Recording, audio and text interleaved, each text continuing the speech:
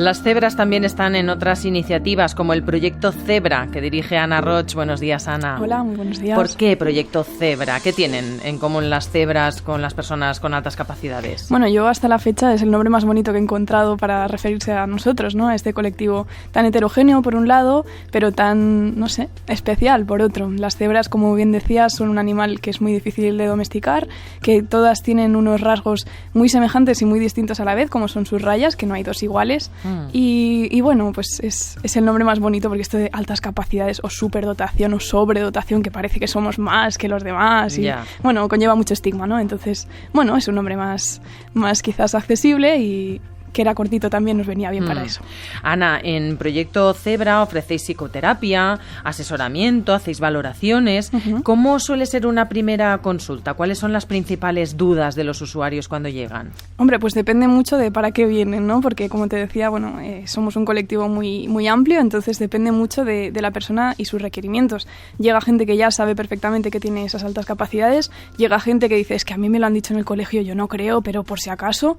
Llega gente que dice, es que he leído y me parece que yo podría ser, pero como con miedo, ¿no? Entonces depende mucho de esa primera comentario que nos haga, pues cómo le atendemos. Pero generalmente la primera consulta del dictamen, que es lo que hacemos más, que es la valoración, como decías, consiste en como una especie de entrevista, como quien va al médico y le hacen toda una serie de preguntas sobre su clínica, su sangre, su lo que sea, pero en el sentido más psicológico de cognición, ¿no?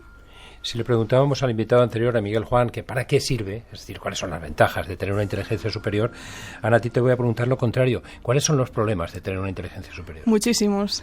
Si me queréis tener aquí hasta la 1, yo encantada, pero... El principal. El principal, pues igual lo que decíamos, el rechazo. Y yendo un poco más allá, el miedo que nos tienen, ¿no? Porque, claro, la diferencia ya de por sí asusta. Pero si encima es algo que tú no puedes concebir del todo, o que, no lo sé, que te parece demasiado, muy grande, muy distinto a ti, pues claro, todavía asusta más, ¿no? Entonces, claro, esa inteligencia diferente y además, según el CI superior, ¿Qué es el CI? más alta, el CI es el cociente intelectual, sí, pues claro, nos encontramos con mucho miedo y con mucho rechazo. Yo a veces me he encontrado, por ejemplo, con algún personaje público cuya inteligencia superior es reconocida. Ferran Adrià es un tipo con una inteligencia y una visión de futuro sobresaliente. Y yo a veces comentaba, entre bromas y veras, que es un problema porque tú le estás dando los buenos días y él ya está por la tarde. Sí, totalmente. Eso igual en la vida cotidiana también te ocurre, ¿no? Que te hacen preguntas que tú ya estás respondiendo 3 preguntas más adelante, como el jugador de ajedrez. Bueno, ahora esto se conoce como pensamiento arborescente, que es eso, un pensamiento que va como creando ramitas, hojas, frutos, de todo. Entonces, claro, el eje principal a veces hasta se pierde. Es como un árbol que el tronco lo vemos de la parte de abajo, pero en la parte de arriba ya hay tanta cosa ahí que no sabemos muy bien ni lo que estamos viendo. Ajá. ¿Cómo reacciona la gente cuando te ven razonando así? Bueno, pues normalmente mucha parte de ese razonamiento ocurre dentro de ti, no lo llegas a exteriorizar. Entonces quizás ven a una persona que parece que ni siquiera te está escuchando, porque está pensando tantas cosas que ni tiene un porcentaje de su atención para dirigirte a ti, ¿no? Claro. Y muchas veces pues te hacen me ha pasado no hacer un comentario que está como muy fuera de lugar, parece, pero realmente es como una asociación de ideas muy lejana. Claro. En realidad estás respondiendo a la quinta pregunta que aún no ha llegado, ¿no? Oye, en el fragmento del documental que escuchábamos, escuchábamos exclusivamente a mujeres, voces femeninas, pero he leído que los datos son muy extraños, que de cada 9 niños a los que se identifica con altas capacidades solo hay una niña. Sí. Por cada 9 niños. De hecho, esto es un fenómeno que se lleva observando ya años, a ver si ya vamos tomando acción en el tema, porque realmente la inteligencia se ha demostrado que no depende ni mucho menos del sexo, pero tampoco de, de la edad o incluso del contexto social en el que se encuentra la persona. O sea, podemos tener un pobre listo y un rico listo, por decirlo así de forma planera, ¿no? Pero claro, tenemos 2 problemas aquí. El primero es, antes de hacer las pruebas, el momento de hacer pues esa valoración de quién debería hacerlas, que muchas veces los profesores pues ni siquiera se fijan en las niñas, también porque muchas de ellas se esconden, no quieren destacar. Entonces, claro, es lo que ocurre, ¿no? Que ya, pues si tú ves una niña muy normalita que no dice nada, tal, pues ya no vas a sospechar. Y segundo, que en las pruebas también, pues todo el tema de la presión social, esta de que hablaba Miguel Juan también, pues afecta, ¿no? Entonces, si yo me hago un test de inteligencia, pero yo estoy súper nerviosa pensando todo el rato que va a salir que no, y que yo no sé ni por qué me tienen allí, porque yo no valgo para esto, o que yo no soy lista, pues ¿cómo va a salir que sí? Entonces... Ana, ¿en alguna situación de tu vida personal o de tu vida amorosa o de tu vida profesional has tenido que hacerte la tonta? Bueno, yo no, porque yo soy muy como soy, entonces yo he preferido el rechazo social, incluso pelearme con alguien antes de disimular, pero sí que conozco muchos casos muy cercanos, de hecho, en mi propia familia de esas situaciones, ¿no? ¿En tu propia familia? Sí, sí.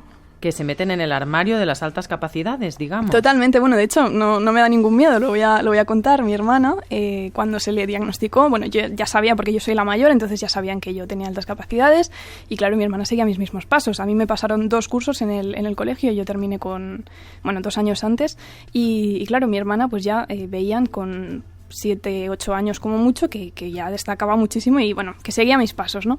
Y fue decírselo después de hacerle la valoración, pues sí, mira, tú tienes altas capacidades, que normalmente esto yo considero que tendría que ser una noticia muy positiva. Claro. Y bueno, pues fue.